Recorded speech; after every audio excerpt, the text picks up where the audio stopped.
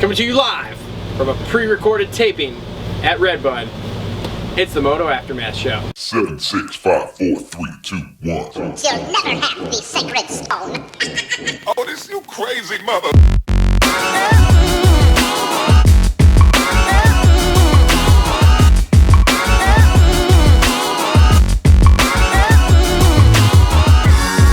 Alright, welcome to another episode of the Moto Aftermath Show. Just wrapped up the Redbud race. We are here at Redbud in the camper. Obviously, we're not in the normal, my apartment. But anywho, we tried to do a bunch of live feeds and stuff. Some of them worked, some of them didn't. So if you follow us on Facebook, I'm sorry if they didn't work. It Middle just, of bumfuck Egypt. I was gonna say, we're in the middle of nowhere. It says you have 4G, but your phone just doesn't work. So it happens. Like the other morning, I think I got up at 6 o'clock in the morning or quarter to 6, and I actually was able to upload one little video to YouTube through my phone. Other than that, it hasn't worked. We don't have any real finishing order other than what we saw. Yeah. Because we can't get any of the internet to work because it's still packed in here. We know most of the overall in both classes, but not all. Most of it, and we'll tell you a little more than normal because we obviously saw a little more than normal. So let's get right into it here. Don't forget, we have the Amazon links down below. You don't have to buy what they're linked to. You can go ahead and just click those, buy anything on Amazon. You can click it, go in, boom, boom, boom, search whatever you want. If you want dog toys or paper plates or new shoes, whatever, helps us out. We get a small slice of that. Keeps the production costs rolling. So help us out with that. Also, remember, follow us on Facebook if you don't do that already. We do live practice feeds every week when we watch the practices at home, just to give you guys thoughts and stuff. And we always are posting different things with that. So make sure to follow us on Facebook at Moto Aftermath Show. Let's get into Redbud. Let's start by talking about the track. Your thoughts first. Well, Redbud's one of the most gnarliest favorite tracks of the year. Tim and the boys do a great job of working it before qualifying. You know, they rip the shit out of it. I mean, first qualifying, it's so deep, you're just wicked. It's like a highway. They do just good enough of putting enough moisture in it where it's not flooded, but it's not dry and packed up by the first motos, which if anybody that lives around in the Midwest, Mid-East area knows that's not the easiest thing, is dry and as dry and hot as it is. But Redbud is always one of those tracks, because of how the corners flow and as soft as it is, that it gets multiple lines in the corners and it gets so rough down the straightaways that it's all about technique and how you set up for it. But it's also very one line in the sense that it's so rough that the transitions actually drag you to the inside because you're trying to get away from the square edges as quick as possible. So it's a mixture of both. It's not one line, but it is one line. So sometimes when you're 25 minutes in and you're pacing somebody, if you're dead tired, you're just going to be like, dude, I'm just going to follow the guy, and if he makes a mistake, he does. If he don't, then, well, there's nothing I'm going to do about it. So yeah, the track is, I mean, you hit the nail on the head. It's very one line. We saw it in all the motos today. A lot of follow the leader, not a lot of passing by a lot of people. Again, it's Redbud. They've added, it's transitioned over the years from hard-packed, shitty track to now it's super soft and lots of sand and black dirt, and it just gets tore up over the day. Throughout the day. Tomac even said on the podium after the first moto of, man, you know, we thought it'd break in a little bit. It didn't. It just got worse and worse and worse. So other than that, we've been dodging rain all week. I actually was supposed to race the big track and the night track they have here yesterday. Didn't race either because I thought the rain was going to hit us. Didn't end up raining at all. So the weekend's actually been a beautiful weekend. got hot today too, actually. Did get hot today. The humidity, however, though, like, it got hotter, but the humidity went down as you went through the day, which is a little abnormal. The new Larocco's Leap, or the new old Larocco's Leap, I guess as you put it, was actually pretty good. Some 250Fs, hucking it. A lot of them in practice, not as many in the motos, but what are you gonna do? Other than if you float to the outside, if somebody's just, you know, side by side to the inside, you're gonna get pushed and you're shut off. Yeah, there were some people in the 250s that were hucking it, but for the most part, they were just double singling. The 450s were all doing it. Yep. Other than that, there wasn't really a lot of different stuff in the track again this year. That's one of the things we had been talking about with some of the guys on Thursday during press day, is like, they just, we love Redbud. It's a great track, but they haven't made a lot of changes to it in the last few years here. So people just love the track because of the booters and how soft the dirt is, so there's so much traction. But other than that, it's just the age that we live in with how good the bikes are. It's really hard to get other lines to dig in once you get a good line on the inside going. So it's one of those things. It's one of the only tracks where there's a lot of different lines developing, and if you are committed, you can make it work, but the natural line is just stay tight to the inside and follow through. So yep. But hey, enough about the track. Let's get into the racing action.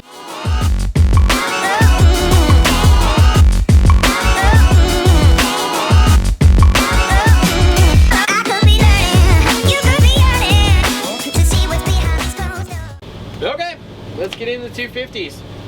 Now again, we don't really know a finishing order because none of our internet works out here.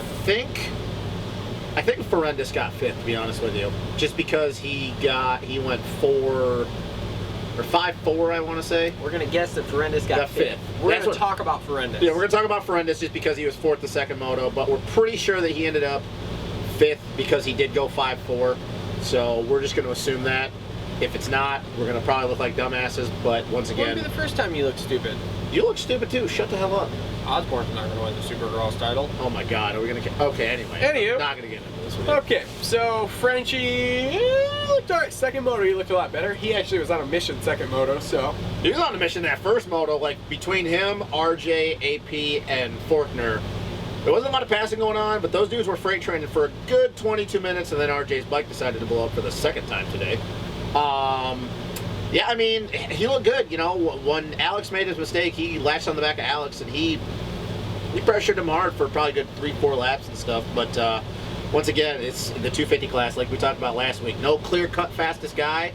It's really hard when everybody's within a second of each other to move forward if you don't get starts. Yeah, and let's take a small timeout here to talk about Geico Honda having bike trouble again. Jeremy Martin's been bit by the bug. RJ Hampshire's bike dies, what, 25 minutes into the moto, the first one. Second moto, literally dies going down the start straight. He's trying to bump start. I watched the start. I was standing in the first corner watching the start. He was trying to bump start it going down the start straight and couldn't get it done.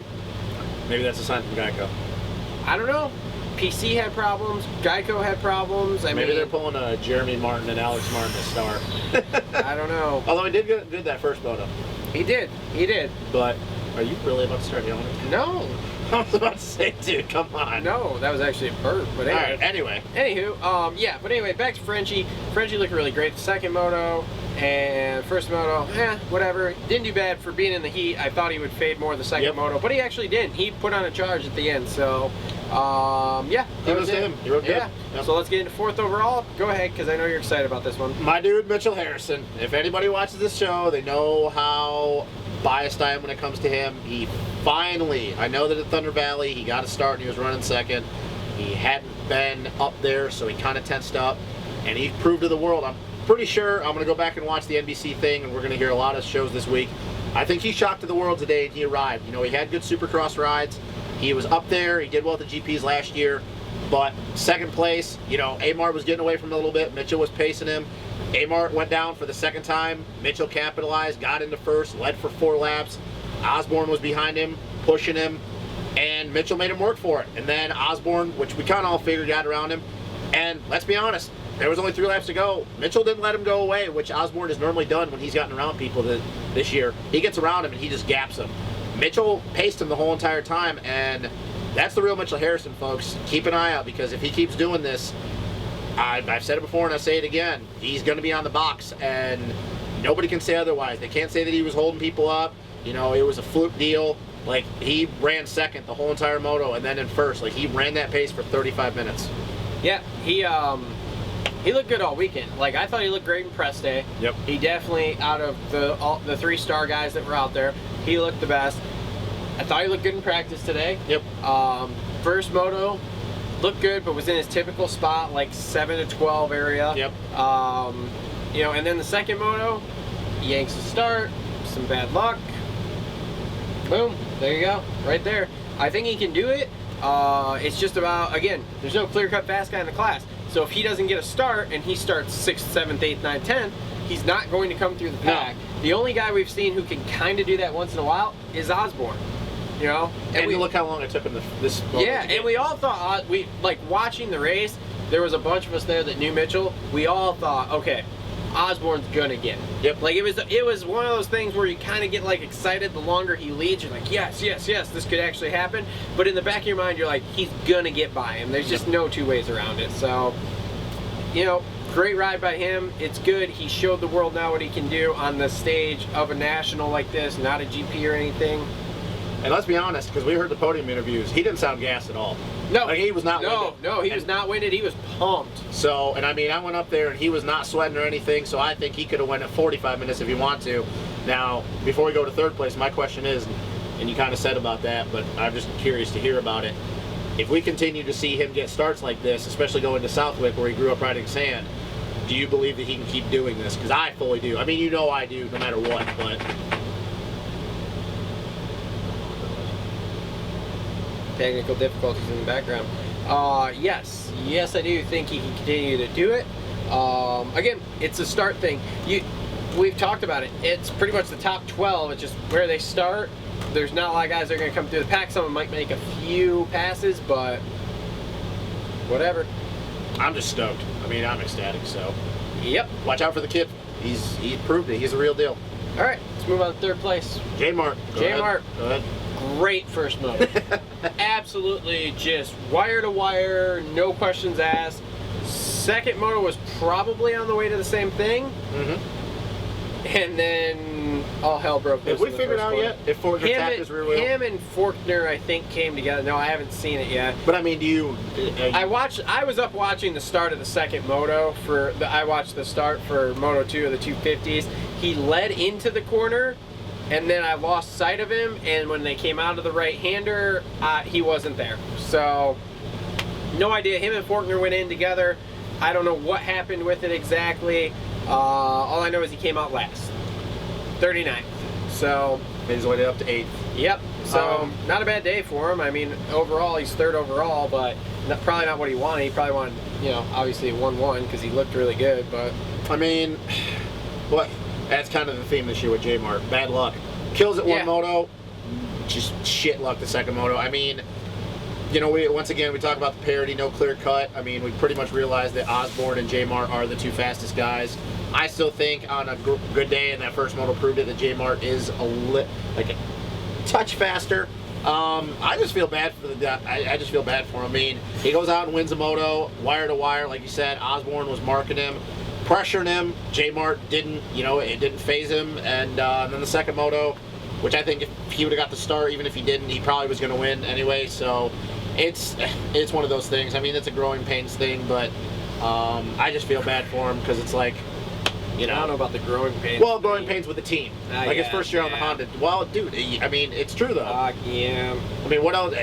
There's no other answer for it. There isn't. Yeah. No, I'm okay. I'm okay with that. I mean, it's one of those things. Well, let's move on. Second overall on the day, Alex Martin. Right? Yeah. Him. Yeah, Osborne was first, right? Yeah. Okay. Alex Martin, second overall.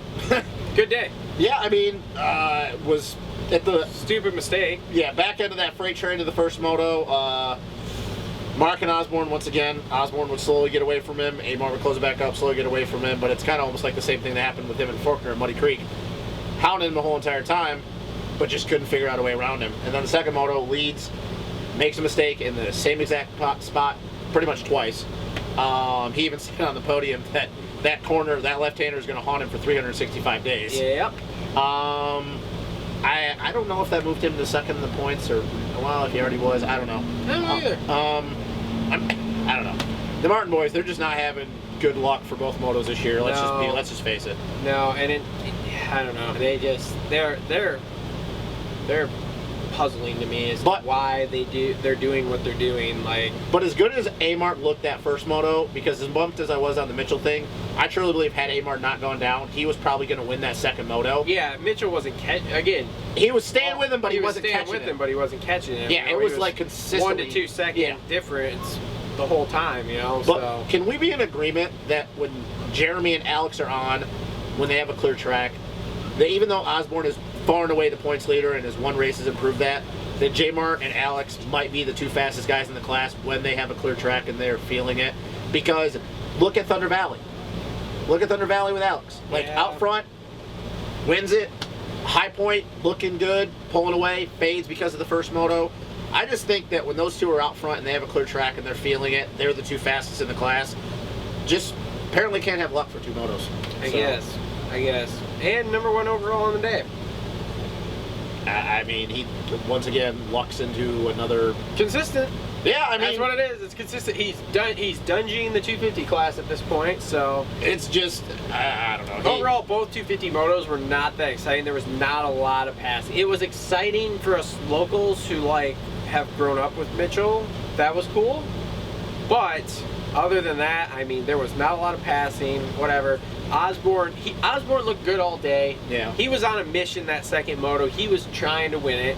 And, you know, he's been the one guy that could come through the pack, but he got a good start. He was in the top 5 on the start. So he really wasn't that far behind.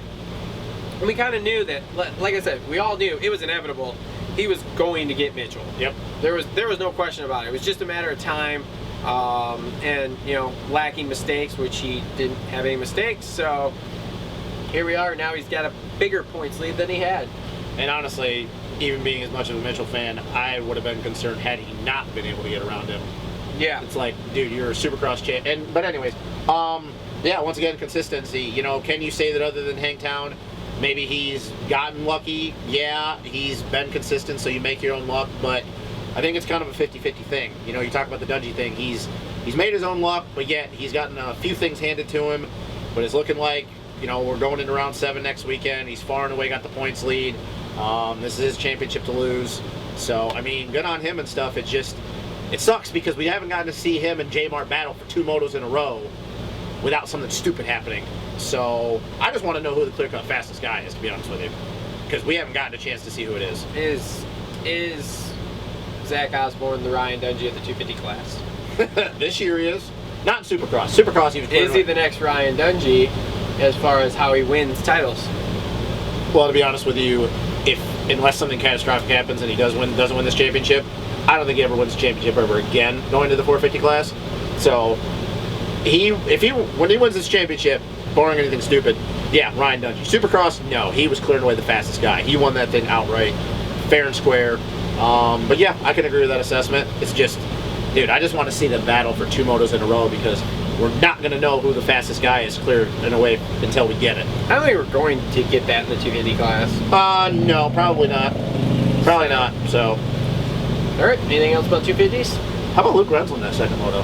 Luke Renzen was running third For like a 20, while. For 25, maybe like 23. Which was great because the first moto he was last. and literally. He worked his way to. It was way back last. I think he worked his way like to 14th or something. Welcome to the show, Luke Renzen. Yeah, welcome to the show, Luke Renzel. Good job on you. Other than that, Pro Circuit continues with their struggles. Yep. Savachi can't do shit. AC can't do shit. Justin Hill had a pretty decent moto going there, the second moto. Justin Hill, we'll save that for another show. And Fortner, second, looked great the first moto, second moto, didn't do shit. Yep. I know he got a bad start, but once again, he didn't work his way up in normal Fortner style, so. It was just sad. Chase Sexton did a pretty good second moto. Chase Sexton did do pretty good the second good. moto. I don't think he was bad the first moto, but the second moto, yeah, he did really well. So yeah, there was a lot of stuff going on in the second moto. It was definitely better than the first moto, but yeah, I don't really have anything other than that, so. Yeah, cool. And that's it for the 250s.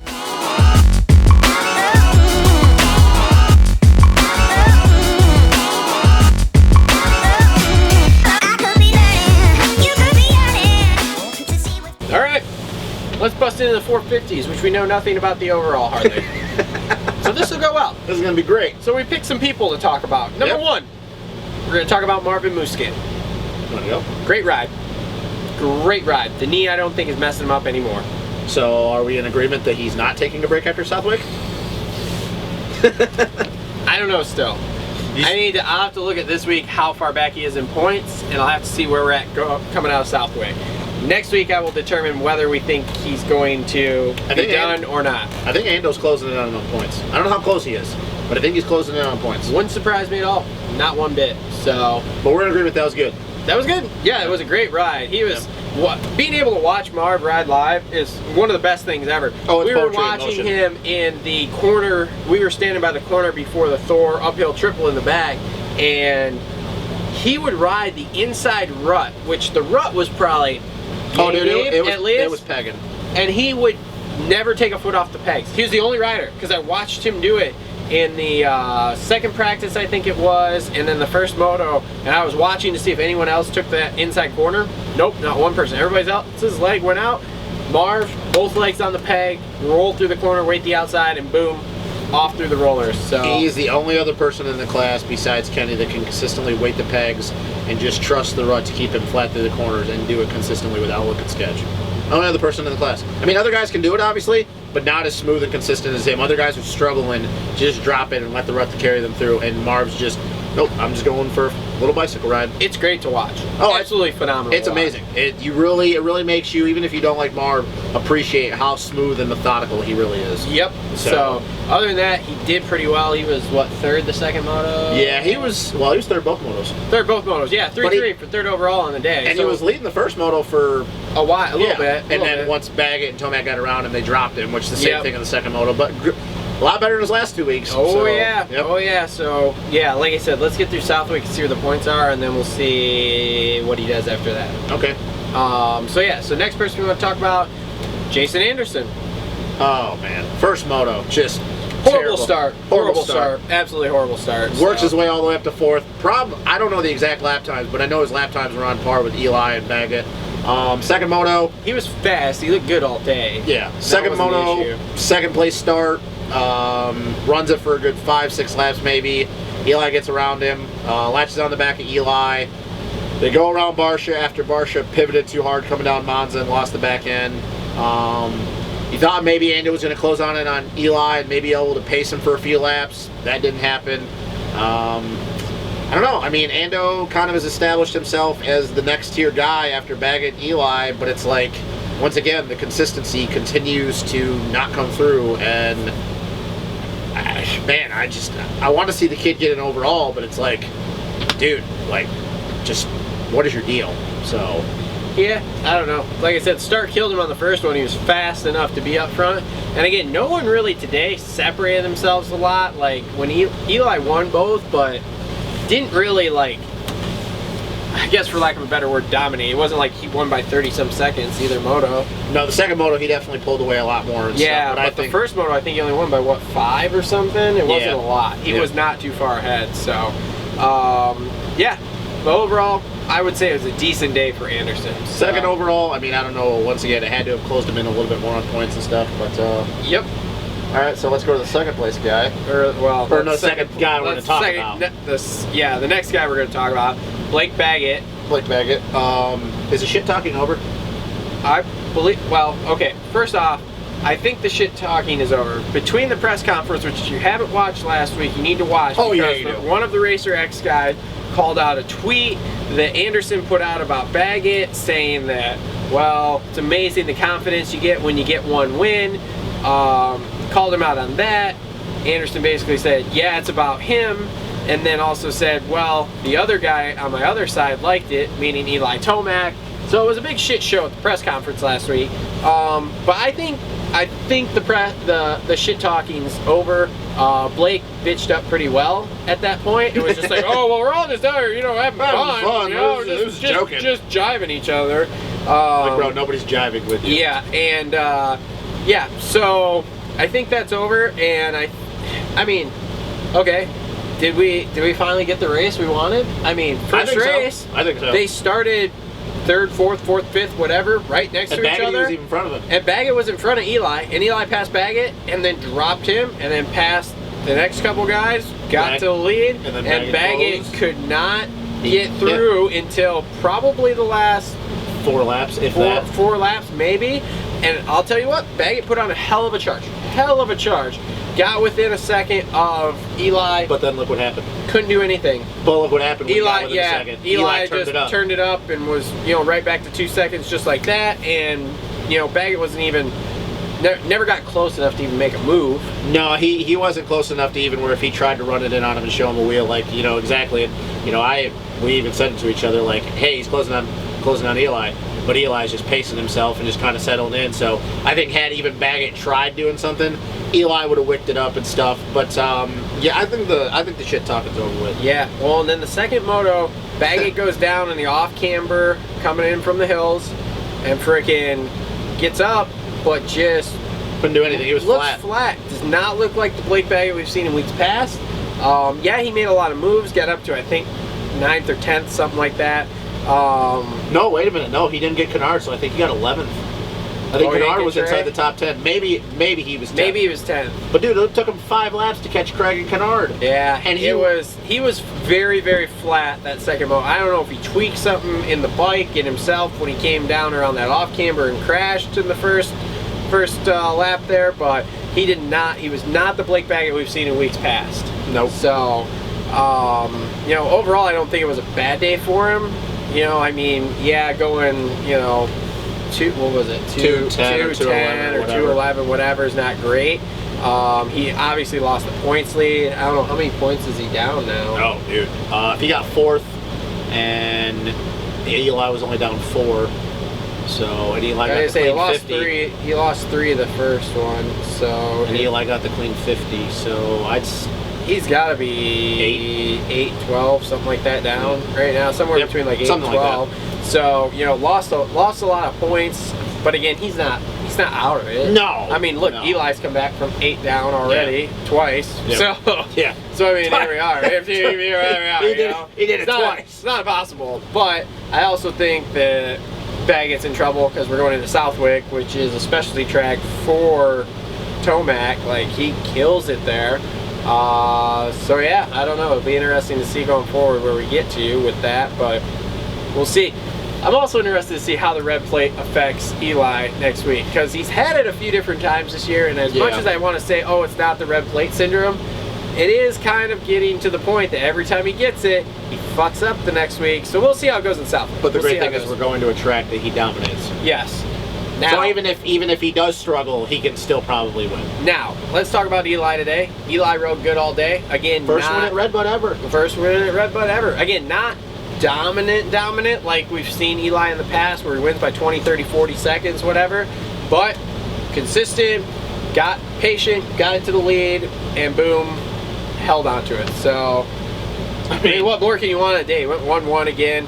Now he's up to what, 6 moto wins, I think, on the year. 2 at Hangtown, 1 at Muddy Creek, 1 at High Point. Yeah. I mean, 6 moto wins that's basically a moto win per weekend here in the first 6 rounds. I mean, what else do you want out of him? Yeah. I mean, and he's had, you know, and he's been on the podium several other times. Yeah, he's had a couple that were but you know, I mean, one was a mechanical that was kind of out of his control.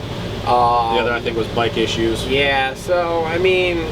What else do you want out of him? I mean, yeah, he killed it, plain and simple. He won. Yep. So, a couple other people to touch on from the day. Weston Pike, first moto, him and Coop crashed in the first turn. Holy crap! That freaking sucked. I don't even think Coop finished that moto. No. I think he just said he was over. We saw him for a few laps and then didn't see him again. And then Weston got up to 14th, but he got lapped. But he was just so drained.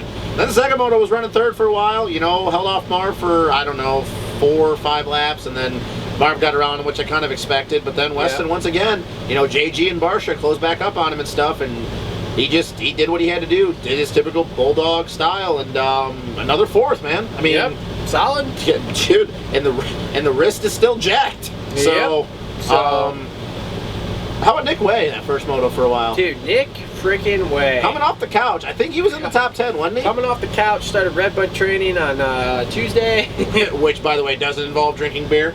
Yeah, but he looked pretty good. He was in the top 10 for a few laps, I think so. I don't know exactly where he finished, but he looked good. It was funny that second moto because he was in front of Ted's for a while. It's like, bro, he's like, watch, this is what I do. Tedder did actually get him eventually, but I'm not sure Tedder didn't get him on fitness alone because, I mean, Nick's still faster than him. So, but whatever. So overall for the 450s, it was, you know, entertaining day. Again, not a lot of passing, real one-line track as far as that goes. So Bogle looked pretty good. Yeah, Bogle did look good also. It just wasn't a super interesting race day. There weren't these great battles that we've had in the last few weeks here.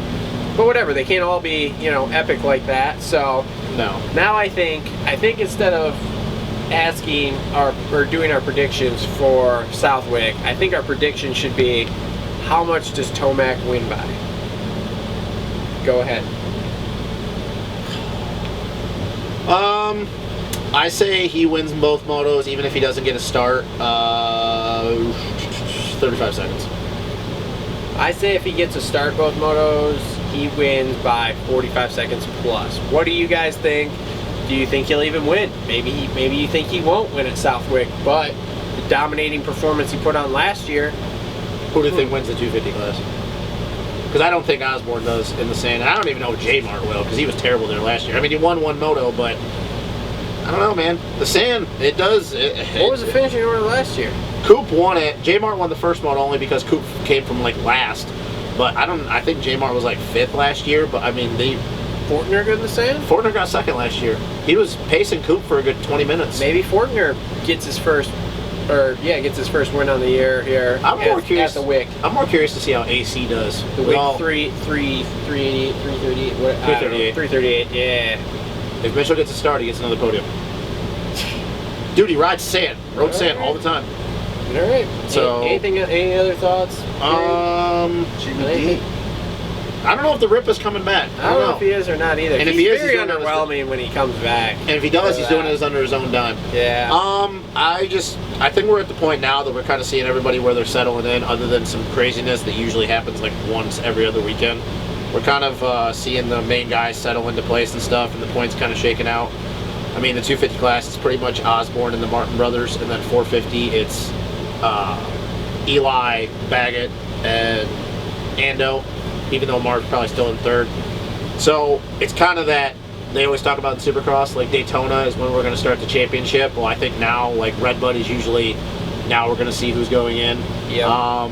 Southwick, and then we have a break and we go to Millville, and then we go to Washougal, which is another one of Eli's tracks that he's good at. So, Yep. I don't know. I think that if somebody's going to get a win on Eli with the tracks that are coming up, they better do it at Washougal, or Millville, I should say. Because if they don't, and somehow he wins Southwick and Millville, there's a good chance that he might not lose another moto this year. Because he's got a lot of tracks that he's really good at. Yep. So, we'll see. See how Frenchie rides in the sand, too. Yeah, that'll be interesting. So, okay, cool. That pretty much sums it up for this episode of the Moto Aftermath Show reviewing Redbud. Look for some more content coming up here in the next week or so. We interviewed a couple dudes, a couple privateers this week. I shot a ton of footage from the amateur days, from the pro day.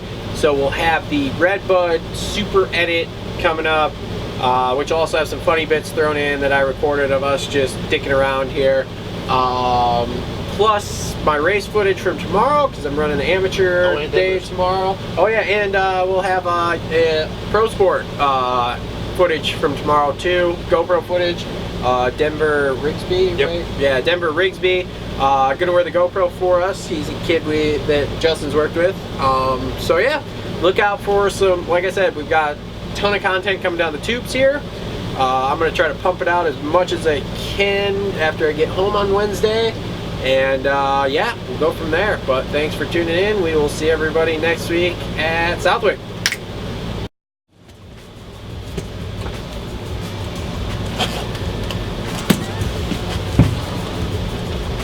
Alright. Matt, how's it look, dude? It look alright? You don't think that fan is gonna most of it still? Oh, you can hear it, but there's not a whole lot we can do. It's either that or we're gonna sweat to death doing this. So we're here, we're in it. We had to do it with the interviews we did this week too. So it's kind of whatever, but you just gotta talk loud. So I think we should start with coming to you live on a pre-recorded tape from Redbud. Okay. Yeah. Well, and then we can do our track talk after that, and then we can do whatever. Quick question though, seriously, how are you gonna do the top 5? Because I don't know. We're not gonna talk about what we're talking about, I guess. We're gonna explain that we're at a place where we have no cell service. Okay. And just go from there. Okay. Okay. Matt, you want to start that over again? Little round button there. Yep.